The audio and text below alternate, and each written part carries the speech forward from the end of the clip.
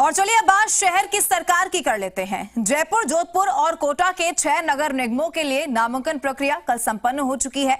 आज नामांकन पत्रों की स्क्रूटनी का काम किया जाएगा। सभी जगहों पर निर्वाचन विभाग नामांकन दस्तावेजों की जांच करेगा और शाम 3 बजे बाद तस्वीर साफ हो जाएगी कि कितने प्रत्याशी चुनावी मैदान में हैं। आपको बताते चले कि 6 नगर निगम के 560 वार्डों के लिए कुल 2903 उम्मीदवारों ने 3216 नामांकन दाखिल किए हैं। नामांकन पत्रों की जांच और नाम वापसी के बाद 23 अक्टूबर को प्रत्याशियों को चुनाव चिन्ह आवंटित किए जाएंगे। 29 अक्टूबर और फिर 1 नवंबर को मतदान होगा। 6 नगर निगम में चुनावी घमासान देखिए लगातार जारी है। नामांकन पत्रों की आज जांच होगी, उसके बाद तस्वीर जो है वो साफ हो जाएगी। दोपहर 3 बजे के बाद ये चुनावी तस्वीर साफ होगी। और चलिए हमारे संवाददाता अलग अलग जगहों से हमारे साथ जुड़ चुके हैं। जयपुर से हमारे साथ दीपक गोयल हैं, इनके अलावा जोधपुर से अरुण हर्ष है और कोटा से हिमांशु मित्तल हमारे साथ हैं।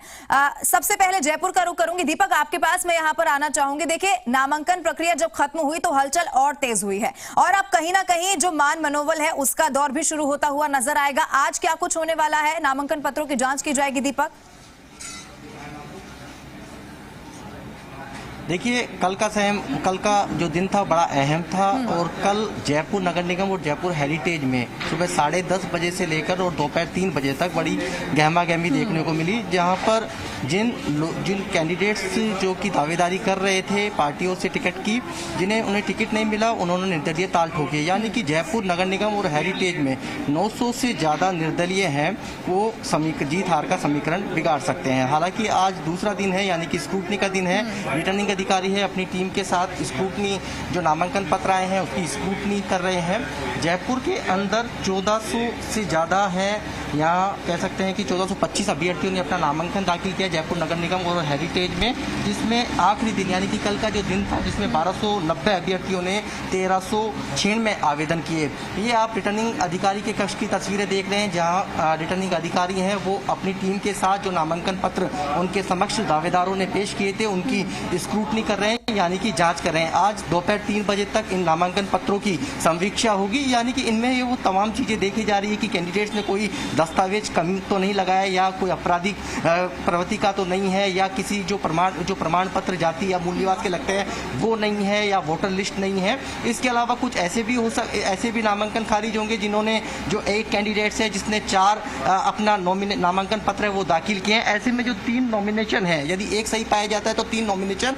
अपने आप यहाँ खारिज हो जाएंगे। लेकिन दोपहर ये 3 बजे बाद ये तस्वीर साफ हो जाएगी कि कितने कैंडिडेट्स के नामांकन यहाँ खारिज होते हैं जिन्होंने, क्योंकि कल का दिन जो अहम था, दोनों ही पार्टियों ने वक्त पर टिकट की घोषणा की थी, तो जल्दबाजी के अंदर जो कैंडिडेट्स है उन्होंने अपना नॉमिनेशन सबमिट किया था। हम रिटर्निंग अधिकारी हैं रामोतार गुर्जर जी, उनसे बात करते हैं। सर, किस तरह के दस्तावेजों की जाँच की जा रही है और क्या क्या देखा जा रहा है दस्तावेजों में?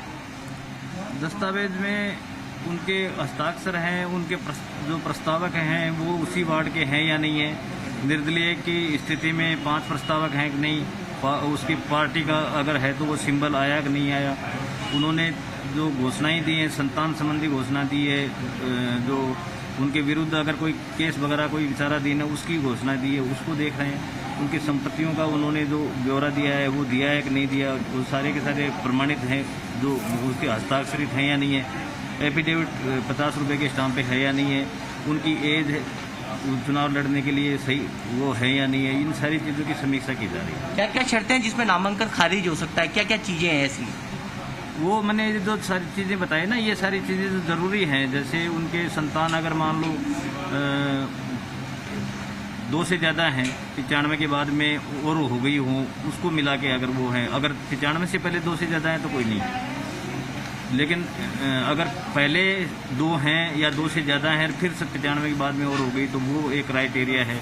अगर उनके कोई इस तरह का केस जो कोर्ट ने आरोप विरचित कर दिए गए हों जिसमें उनको 5 साल की सज़ा होनी हो, तो उसकी दोष सिद्धि से लेके और 6 साल तक के लिए वो डिबार होते हैं, तो जिनमें 5 साल की सज़ा का प्रावधान है, इस तरह के केस हैं वो भी खारिज हो सकते हैं। अगर कोई पार्टी से अगर फार्म भरा है उसका सिंबल अगर नहीं आया तो वो भी खारिज होगा। उसके अलावा अगर मान लो कि जो प्रस्तावक हैं वो अगर उसी वार्ड के नहीं है और कहीं के हैं तो वो भी खारिज योग्य है।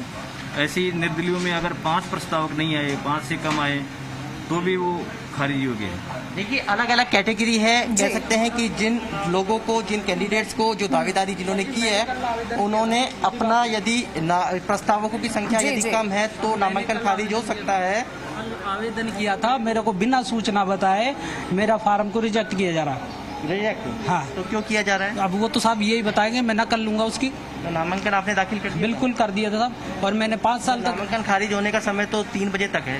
अब वो तो फिर उसका जवाब वो देंगे, मेरे को अगर टिकट जारी नहीं किया तो खारिज ही है मानो। बिल्कुल। देखिए जिस व्यक्ति ने दावेदारी की है और उसने यदि पार्टी से अपना नामांकन दाखिल किया है ठीक है। और उसको पार्टी ने सिंबल नहीं दिया है, तो जी, जी। ऐसी स्थिति के अंदर जो नामांकन है वो खारिज होगा।